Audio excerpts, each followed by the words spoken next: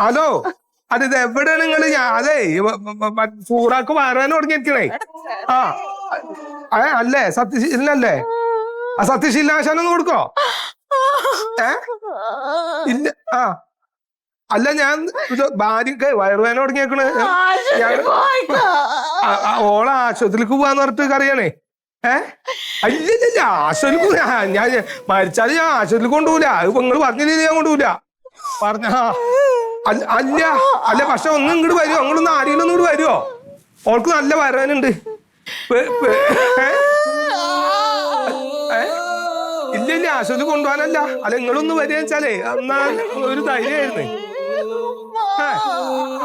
അതെ അല്ലേ? കുഴപ്പമില്ല. ആയിക്കോട്ടെ ആയിക്കോട്ടെ. ഇല്ലില്ല ആശുപത്രിക്ക് ഞാൻ കൊണ്ടുപോയില്ലല്ലോ. ശരി ശരി ആയിക്കോട്ടെ ശരി. അതെ സത്യശീലനാശാൻ അവിടെ ഇല്ല. പക്ഷെ എന്റെ കുട്ടി ഒന്നോണ്ടും പേടിക്കണ്ട, ഒരു കുഴപ്പമില്ലാന്ന് പറഞ്ഞേ. ഒരു കുഴപ്പമില്ല, എത്ര സുഖമായിട്ട് പ്രസവിക്കുന്ന പറഞ്ഞ മൂപ്പര്. ഞാൻ ഇപ്പൊ ചോദിച്ചേ കുട്ടി നല്ല പൂ പോലെ പുഷ്പം പോലെ വരുന്നപ്പ മൂപ്പര് പറഞ്ഞേ ആശുപത്രിയിൽ കൊണ്ടുപോകണ്ടെന്ന് എന്നോട്. ഞാൻ പറഞ്ഞു ഞാൻ മരിച്ചാലും ഞാൻ ആശുപത്രിക്ക് എന്റെ കുട്ടീനെ കൊണ്ടുപോയില്ല പറഞ്ഞു. ഒന്ന്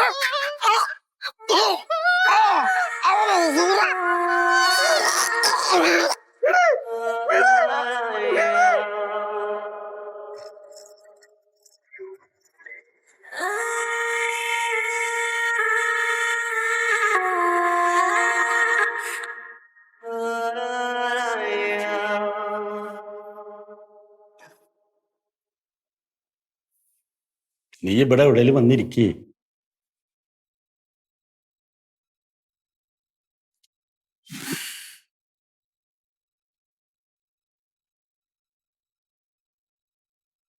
കോയ സൂറാന്റെ വീട്ടുകാരോട് പറയണ്ടേ?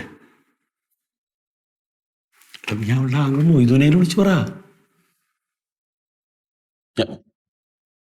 ഞാൻ അപ്പോഴേ പറഞ്ഞത് ഒരു ഡോക്ടറെ കണ്ടിട്ട് അയാൾ പറയണ പോലെ ചികിത്സിക്കാം. ഓരോരുത്തരുടെ വാക്കും കേട്ടിട്ടും ഓരോന്ന് ചെയ്തു വെച്ചിട്ട് സംഭവിക്കാൻ ഞാൻ മതിയാണ്.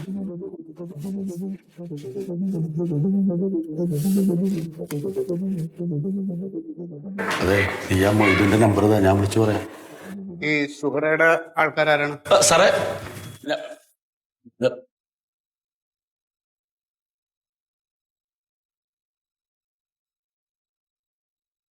ആരാ ഹസ്ബൻഡ്?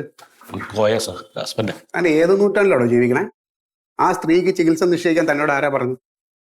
തന്നെ കൊലക്കുറ്റത്തിന് പിടിച്ച് അകത്തിടുക വേണ്ടത് കേട്ടോ. സാറേ ഇപ്പൊ എങ്ങനെയാണ്? ഒരുപാട് കഷ്ടപ്പെട്ടു, ശരിക്കും കോംപ്ലിക്കേറ്റഡ് ആയിരുന്നു, നല്ല ബ്ലീഡിങ് ഉണ്ടായിരുന്നു. അമ്മയും കുഞ്ഞിനെയും രക്ഷപ്പെടുത്താൻ കഴിഞ്ഞത് ദൈവത്തിന്റെ അനുഗ്രഹം. ഈ വീട്ടിൽ തന്നെ പ്രസവിക്കണം എന്ന് മൂപ്പരുടെ ഒരു ആഗ്രഹമാണ്. വീട്ടിൽ പ്രസവിച്ചാൽ തനിക്ക് എന്തെങ്കിലും സുഖം കിട്ടുമോ? കിട്ടണോ? എടോ അതൊക്കെ ഒരു കാലം. അന്ന് അതേ മാർഗമുള്ളായിരുന്നു. അതുകൊണ്ട് തന്നെ അന്ന് മാതൃമരണ നിരക്കും ശിശുമരണ നിരക്കും കൂടുതലായിരുന്നു. തന്നെ പോലുള്ള വിഡ്ഢികൾ കാണിക്കുന്ന ഓരോ കോപ്രായങ്ങൾക്ക് അവസാനം എന്തെങ്കിലും സംഭവിച്ചാൽ പഴി കേൾക്കണം ഞങ്ങൾ ആശുപത്രിക്കാരുടെ അനാസ്ഥ. പിന്നെ സോഷ്യൽ മീഡിയയിലും കൂടി പൊങ്കാലിടും. എന്നിട്ട് ആശുപത്രി തല്ലി തകർക്കുക. ഇനിയെങ്കിലും ഇമാരത്തെ വിഡ്ഢി നിങ്ങൾ കാണിക്കല്ലേ. അസുഖം വന്ന ആശുപത്രി വന്ന് ചികിത്സിക്കണം കേട്ടോ. എന്താ ഇനി എന്ത് കുഴപ്പം വരാൻ? യൂസ്ലെസ്.